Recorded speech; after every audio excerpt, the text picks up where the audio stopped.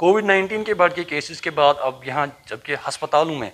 Beds की कमियां हो रही है, उसके नतीजे में यहाँ जो गैर सरकारी इदारे हैं, एनजीओज़ है, वो अब सरकार की हिमायत करने में आगे आए हैं। और यहाँ इस हज हाउस में एक एनजीओ ने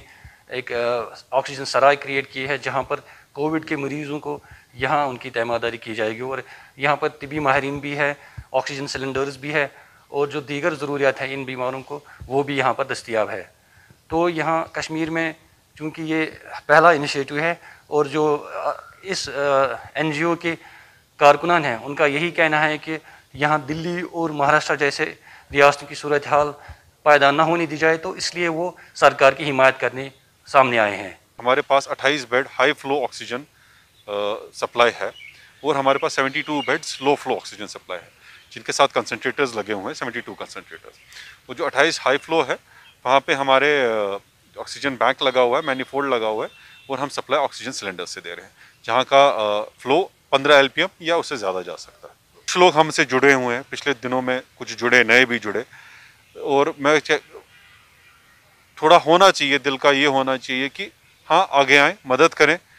वो इन काइंड हो, वो इन कैश हो, कि वॉलंटियर हेल्प भी हो। आज की डेट में हर कोई मदद इज़ वेरी इंपॉर्टेंट। सोच इसके पीछे यही है कि जो पूरे इस वक्त देश में हालात बने हुए हैं, ऑक्सीजन की कमी जो है वो देखने को मिल रही हैं, और जो हमने जो मनाजिर देखे जो पूरी दुनिया से और ख़ास तौर पर हमारे देश से आ रहे थे, हमारे वतन से आ रहे थे, तो हमने देखा कि अगर ऐसे हालात यहाँ पर भी हुए